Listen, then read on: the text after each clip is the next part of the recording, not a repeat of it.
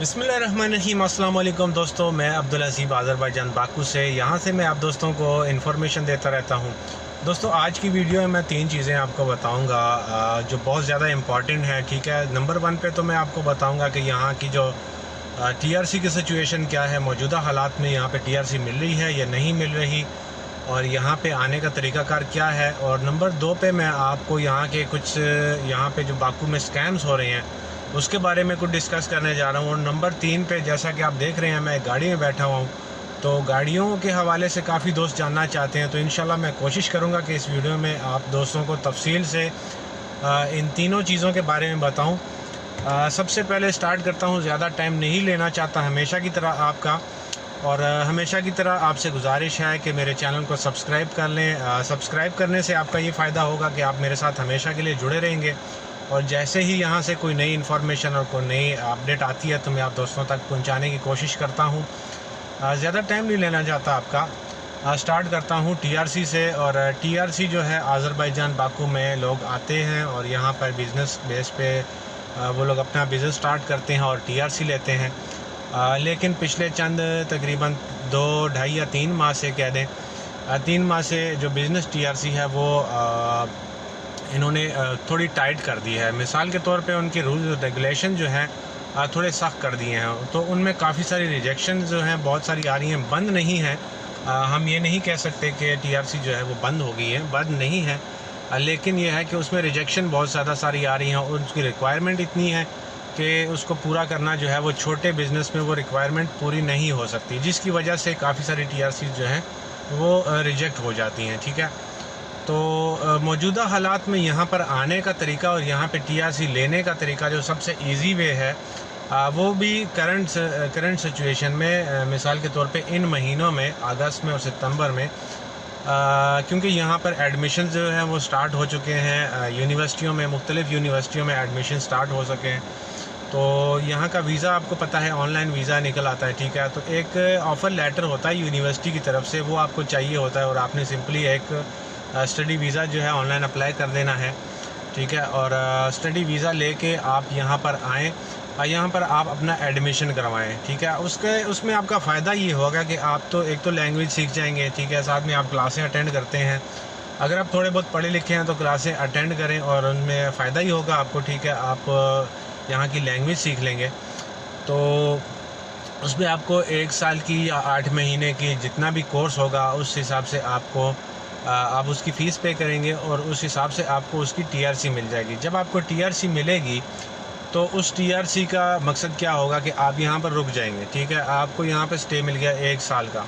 ठीक है, तो 1 साल में आप मुख्तलिफ़ सर्वे कर सकते हैं, आप अपना काम रोज़गार कर सकते हैं। मिसाल के तौर पे जॉब तो यहाँ पर बहुत कम है, अमूमन अक्सर लोग जो है जॉब के हवाले से पूछते हैं, लेकिन जॉब की अपॉर्चुनिटी नहीं है। हाँ, अपना काम कैसे, आप बिज़नेस तो उस पर नहीं कर सकते। ठीक है, उसमें ये है कि आप गाड़ी चला सकते हैं, बाइक राइडर का काम है वो आप कर सकते हैं। अगर आपको कोई मज़दूरी किसी रेफरेंस से मिलती है कि कोई काम मिलता है इस तरह का, तो वो भी आप कर सकते हैं। मिसाल के तौर पे आप लीगल होते हैं। ठीक है, यहाँ पर आपका स्टेटस लीगल होता है, तो टीआरसी जो है वो मस्ट है यहाँ पे। और उसके अलावा आप उस पर क्या काम कर सकते हैं जी, आप अगर मिसाल के तौर पे आप कोई दुकान ले लेते हैं लेकिन उसका एग्रीमेंट नहीं होगा, वो विदाउट एग्रीमेंट होगा। जो अगर आप कोई छोटा मोटा बिज़नेस स्टार्ट भी कर लेते हैं उस टीआरसी पे, तो उसका आपके पास कोई प्रूफ नहीं होगा। ठीक है, काम तो आप कर सकते हैं, मिसाल को रिश्वत दे के या कुछ भी आप कर सकते हैं, लेकिन ये है कि वो लीगल नहीं होगा। ठीक है, तो बाकी जो अगर आप टैक्सी चलाना चाहते हैं, बाइक राइडिंग का या कोई मज़दूरी वगैरह कुछ भी आप करते हैं, तो वो उसमें मेरे ख्याल से टीआरसी में कोई प्रॉब्लम नहीं है, स्टडी टीआरसी में। ठीक है, सेकंड चीज़ जो है टीआरसी के बाद सेकंड चीज़ जो है वो बहुत अहम है, और मैंने पिछले कुछ दिनों में ऐसा कुछ देखा, तो मैंने सोचा, काफ़ी दिनों से मैंने सोचा हुआ कि मैं एक वीडियो बनाऊँगा इस मौजू पे, लेकिन टाइम की कमी की वजह से मैं वीडियो ज़्यादा नहीं बना पाता। अच्छा, स्कैम कैसे हो रहा है जी? स्कैम ऐसे हो रहा है कि आप लोग पाकिस्तान से आते हैं और मुख्तलिफ़ लोगों के साथ आप रब्ता करते हैं कि भाई हमें यहाँ के बारे में कोई इन्फॉर्मेशन दे दे और हमें कोई कंसल्टेंसी दे दे या फिर हमारी कोई हेल्प कर दे। ठीक है, तो पिछले कुछ दिनों में, हालांकि मुझे खुद इस चीज़ का इल्म नहीं था, मुझे तकरीबन 4 या 5 साल हो गए हैं, मैं याद नहीं है, तो मुझे इस चीज़ का इल्म नहीं था, लेकिन मैंने पिछले कुछ दिनों मुझे 1-2 बंदे मिले रास्ते में ही निज़ामी स्ट्रीट यहाँ की बहुत फेमस जगह है, तो वहाँ पर मुझे एक बंदा मिला। तो मुझसे पूछने लगा कि भाई आप कब आए हो। तो मैंने मजाक के तौर पे उनसे कह दिया कि मुझे तो 1 महीना हुआ है, ठीक है। तो उन्होंने कहा जी अच्छा तो आ जाएं, आपको मैं डॉक्यूमेंटेशन बना के देता हूँ और इतने पैसे लूँगा आपसे और ये वो। तो मुझे बड़ा अजीब सा लगा, जितने उन्होंने रिक्वायरमेंट की पैसों की, जितने उन्होंने डिमांड की, तो मुझे बहुत अजीब लगा। और फिर मैंने उनसे मजाक में जो है ना, मैंने उनसे कहा जी ठीक है, मैं बनवाना चाहता हूँ ये वो। तो खैर उस बंदे का मैंने पता लगवाया। फिर उसके बाद एक और बंदे मुझे इसी तरह का मिला, ठीक है।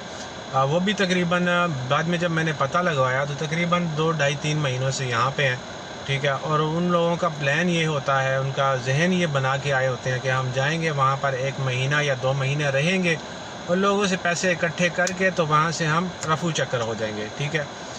तो इन चीज़ों का आपने बहुत ज़्यादा ख्याल रखना है। आप जिस बंदे के पास भी आते हैं, मैं ये नहीं कहता कि आप मेरे पास आएँ, आप बहुत सारे बाकू में बहुत लोग बैठे हुए हैं, पुराने लोग बहुत सारे बैठे हुए हैं, एक्सपीरियंस हैं, मुझसे बहुत ज़्यादा एक्सपीरियंस लोग यहाँ पर बैठे हुए हैं, ठीक है। तो आप उनके पास जाएं, ठीक है। अगर आपको कंसल्टेंसी चाहिए या कुछ अच्छे तजर्बेकार बंदे के पास जाएं, कहने का मकसद ये है, ठीक है। तो इन चीज़ों से आपने बहुत ज़्यादा मुहतात रहना है, ठीक है। और थर्ड जो टॉपिक था वो ये था कि गाड़ी का, ठीक है। तो जैसा आप देख सकते हैं कि मैं गाड़ी में बैठा हूँ मौजूदा टाइम पे, और मैं जब तक प्रैक्टिकल कोई एक्सपीरियंस ना करूँ तो मुझे मज़ा नहीं आता है वैसे रफली बात करने का। तो पिछले तकरीबन 1 हफ़्ते से मैं ये गाड़ी चला रहा हूँ और मुझे यहाँ का आइडिया हो गया। हालांकि मैं बहुत ज़्यादा जो है वो स्ट्रगल नहीं करता, क्योंकि मेरे अपने क्लाइंट माशाल्लाह बहुत हैं, तो मैं उनके साथ भाग दौड़ करता हूँ। लेकिन मैंने कुछ एक्सपीरियंस किया है पर्सनल, ठीक है।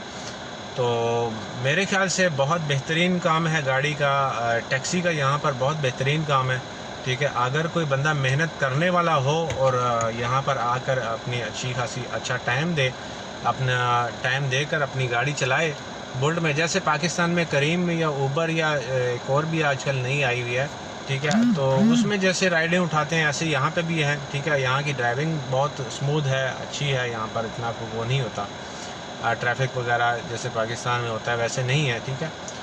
तो मेरे ख्याल से टैक्सी का काम बहुत आला और बहुत उम्दा है। इसके लिए आपको यहाँ पे रहने के लिए कार्ड चाहिए होता है।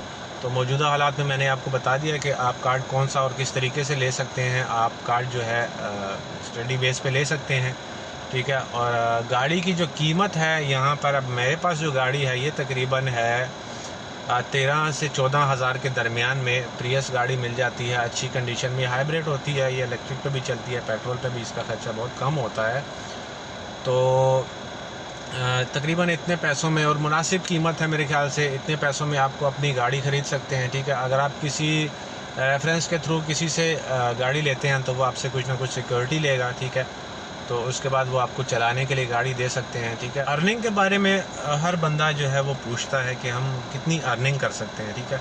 तो गाड़ी का मैंने एस्टीमेट लगाया, तकरीबन अगर आप यहाँ पर 10 घंटे गाड़ी लगातार चलाते हैं, 8 से 10 घंटे, तो मेरे ख्याल से मिनिमम आप 70 से 80 मनात या 70 मनात रेगुलरली आप कमा सकते हैं, ठीक है। इसमें कोई छुट्टी नहीं, आपकी मर्ज़ी, आपका अपना काम है, छुट्टी करते हैं या चलाते हैं, ठीक है। तो अगर आप मिसाल के तौर पे फॉर एग्ज़ाम्पल आप 80 मनात का काम करते हैं तो 20% जो है उसका आपने बुल्ट को देना है, ठीक है। और उसके अलावा जो बाकी जो कमाई है वो आपकी अपनी है। बाकी अगर आपके पास हाइब्रिड गाड़ी है तो इसका तो इतना खर्चा नहीं होता, 10 रुपये का पेट्रोल ज़्यादा से ज़्यादा मेरा ख्याल लगेगा, ठीक है। तो मेरे ख्याल से अगर आप 50 मनात जो है वो पर डे आप अर्न कर लेते हैं तो मेरे ख्याल से अच्छी अर्निंग है, ठीक है, बहुत बेहतरीन अर्निंग है, ठीक है।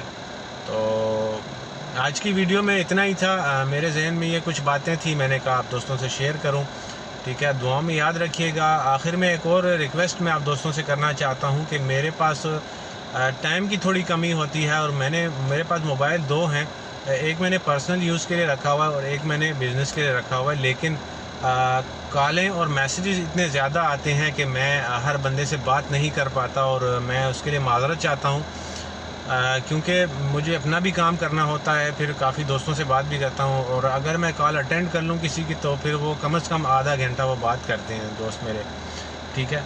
तो उसके लिए मैं आपसे माज़रत चाहता हूँ। ज़्यादा कोशिश किया करें कि वीडियोस पूरी देख लिया करें, तो उसमें आपको ज़्यादा मालूमात मिल जाएगी। ठीक है, तो दुआ में याद रखिएगा। इंशाल्लाह नेक्स्ट वीडियो में मिलेंगे, तब तक के लिए इजाज़त दीजिए। अल्लाह हाफ़िज़।